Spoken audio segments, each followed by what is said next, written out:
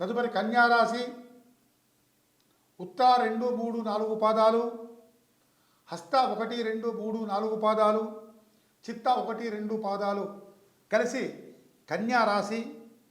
ఈ కన్యారాశిలో లగ్నంలో కేతువు ఉన్నాడు. లగ్నంలో కేతువు ఉండటం వల్ల జ్ఞానకారకుడు, భక్తి భావాల్ని పెంపొందించేవాడు. దేవాలయాలకు వెళ్ళటం, మంచిగా సంభాషణ చేయటం ఇటువంటివి చేస్తూ ఉంటాడు. చతుర్థంలో అంటే 4వ ఇంట్లో ధనుస్సులో చంద్రుడున్నాడు.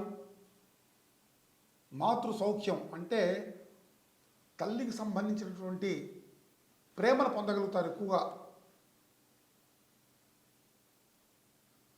డబ్బులు రావటం, ఆమె ద్వారా ఆస్తిపాస్తులు రావటం ఇటువంటివన్నీ కూడా చంద్రుడు కలుగజేస్తాడు.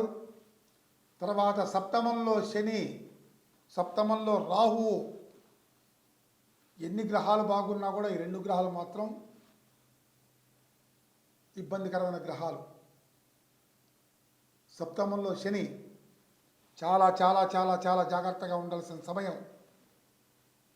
ఒక బైక్ మీద వెళ్తున్నప్పుడైనా, లేకపోతే ఎత్తు మించి దిగేటప్పుడైనా, ఒక మెట్లు డాబా మెట్లు దిగుతున్నప్పుడైనా, లేదా స్పీడ్గా నడవడం వల్ల జారిపట్టమైనా ఇటువంటి ప్రయత్నాలు వెంటనే మానుకోవాలి. చాలా జాగ్రత్తగా ఉండాలి. సప్తమంలో శని వల్ల ఉన్నట్టుండి అట్ట తోచినట్టు చేస్తాడు. మనకేం తెలవదు కానీ అట్ట నెడతాడు. నెట్టినట్టు కూడా తెలవదు మనకు. అట్ట జరిగిపోతూ ఉంటుంది. సప్తమంలో రాహు కూడా చాలా డేంజర్. కంటికి సంబంధించిన బాధలు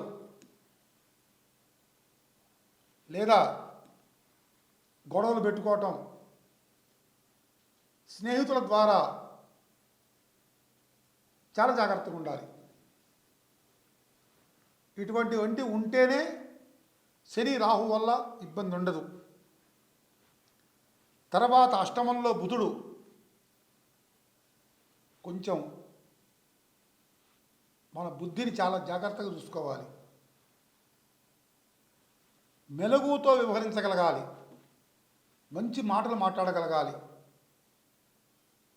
ఎక్కువగా ఆకుపచ్చ వర్ణం ఏదైతే ఉందో అటువంటి దుస్తులు ధరించటం, ఆకుకూరలు తినటం వల్ల, ఇటువంటి వల్ల బుధుడి వల్ల ఉపశమనం పొందవచ్చు. తర్వాత భాగ్యంలో రవి ఉన్నాడు, అంటే సూర్యుడు. మంచి భోగాన్ని ఇస్తాడు. మంచి ఉద్యోగ ప్రయత్నాలు చేసుకోవచ్చు, మంచి సాహసకార్యాలు చేసుకోవచ్చు. ఇవన్నీ రవి చేసే పనులు. కాబట్టి ఈ సూర్యుడి వల్ల ఇబ్బందికరమైనటువంటి పరిస్థితులు ఏం లేవు. నెక్స్ట్ 10వ ఇంట్లో గురుడు ఉన్నాడు. ఆరోగ్యం జాగ్రత్త చూసుకోవాలి. ఉద్యోగ ప్రయత్నాలు కూడా చేసుకుంటే వస్తాయి, కానీ మెయిన్గా ఆరోగ్యం, భయం, ఆందోళన, కంగారు ఇవన్నీ కలుగుతూ ఉంటాయి. ఏకాదశంలో కుజుడున్నాడు. వివాహ సంబంధాలు ఈ వారంలో అన్నీ ఆటోమేటిక్గా వస్తూనే ఉంటే చక్కగా పెళ్లి కానటువంటి వాడికి పెళ్ళి కుదిరే ఛాన్స్ కూడా ఉంది. ఇది కన్యారాశి యొక్క ఫలితం. కన్యారాశి వారికి ఇంకేమైనా పరిహారం తీసుకోవచ్చు గురుగారు? కన్యారాశి వారికి ప్రత్యేకంగా చెప్పాలంటే శని, రాహువు, గురుడు ఈ 3 గ్రహాలకి ఖచ్చితంగా జపం చేయించి తద్వారా పరిహారం చేయించాల్సిందే.